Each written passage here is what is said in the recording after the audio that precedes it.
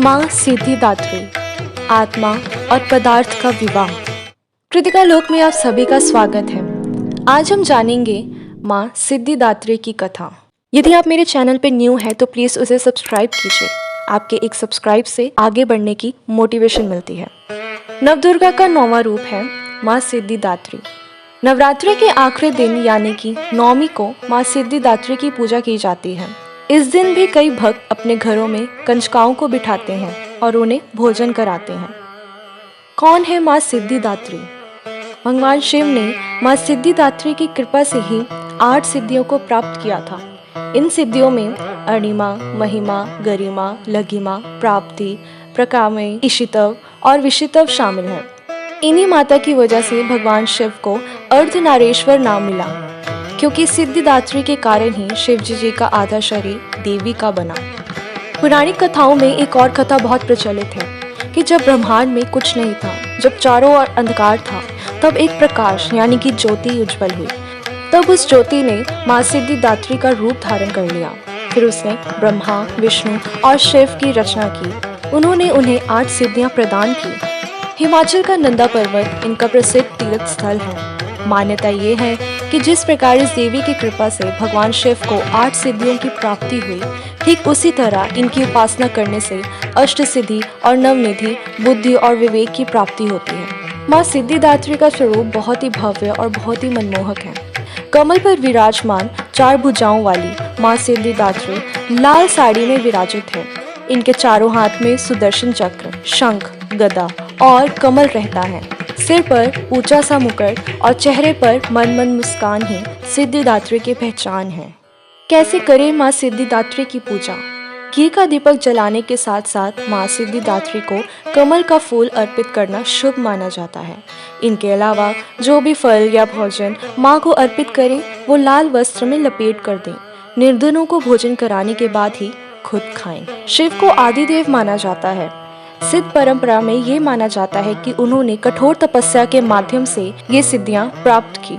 चूंकि वह इन सिद्धियों को प्राप्त करने वाले पहले व्यक्ति थे, इसीलिए उन्हें आदिदेव कहा जाता है, यानी कि पहला देव। जब ये आध्यात्मिक शक्तियां प्राप्त हो जाती हैं, तो व्यक्ति को मन और शरीर के बंधन से मुक्त कर देती हैं। फिर व्यक्ति जो चाहे प्रकट कर सकता है। इसके अलावा इस स्तर पर कई अन्य शक्तियां भी प्राप्त होती हैं। यहाँ पर आध्यात्मिक शक्तियाँ वास्तविक अर्थ में प्राप्त नहीं होती हैं।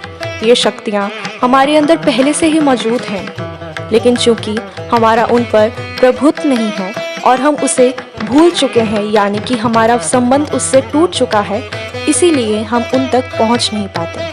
जब तक कोई इंसान अज्ञानता और अहंकार के चंगुल से बाहर नहीं आता, जब तक वह वास्तव में अपने भीतर के सत्य को महसूस नहीं करता, उस सत्य का अभ्यास नहीं करता, तब तक वह अपनी शक्तियों के साथ संबंध वापस नहीं पा सकता। तो यह शक्तियाँ प्राप्त करने के बारे में नहीं, बल्कि खुद को फिर से खोजने और उन शक्तियों को साकार करने के बारे में है, जो हमारे पास पहले से ही है। हमारे भारत में बहुत सारे योगी सिद्ध रहे हैं, जो ध्यान में बैठे बैठे ही धरती पर दूसरी जगह प्रकट हो जाते हैं।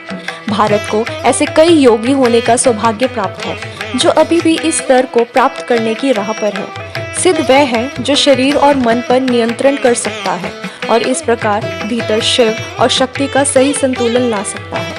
अगर हम माँ के स्वरूप को देखें तो वह कमल पर विराजित है और लाल साड़ी में सुशोभित है। इसका मतलब ये है कि वह विकास का सर्वोच्च प्रतीक होने के नाते वह पूरी तरह से जमीन से जुड़ी है। यहाँ पर माँ सिद्धिदात्री हमें कहती हैं कि हमें भी अपने भीतर के उस ज्ञान को प्रज्वलित करना है, उस ज्ञान को खोजना है, खुद को खोजने की जरूरत है। नवरात्रि के 9वें दिन देवी सिद्धिदात्री की पूजा की जाती है। ज्योतिष शास्त्रों में 9वां घर गुरु, उच्च शिक्षा, पिता का है। यह दीक्षित का घर भी है। दीक्षार्थित वही है जो स्वयं को उच्च ज्ञान के पथ पर अग्रसर करता है।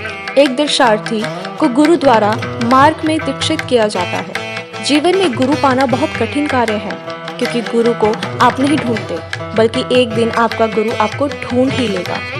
अपने गुरु की कृपा का पात्र बनने के लिए हमें पहले अच्छे कर्म करने होंगे, लोगों का आशीर्वाद प्राप्त करना होगा, बिना किसी स्वार्थ के मदद और सेवा करके।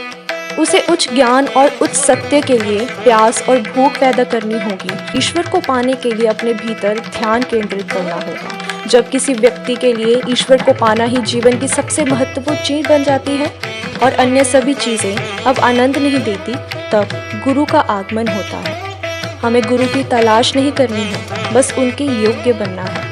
भीतर सिद्धिदात्री की स्थिति तक पहुंचने से पहले बहुत कुछ करना बाकी है। इसीलिए हम पहले 7 चक्रों की देवियों की पूजा करते हैं, फिर हम उन देवी की पूजा करते हैं जो हमारी रीढ़ में कुंडलिनी शक्ति का प्रतीक है। यदि हमारे चक्र खुले नहीं हैं या असंतुलित हैं, तो कुंडलिनी शक्ति स्वतंत्र रूप से गति नहीं कर सकती। एक बार जब हम अपने अंदर महागौरी चेतना के स्तर पर पहुंच जाते हैं, तो माँ सिद्धिदात्री की कृपा प्राप्त करने के योग्य बन जाते हैं। तो ये थी माँ सिद्धिदात्री की कथा। आई होप कि आपको अच्छी लगी होगी। प्लीज़ लाइक, शेयर और सब्सक्राइब करना मत भूलना। धन्यवाद।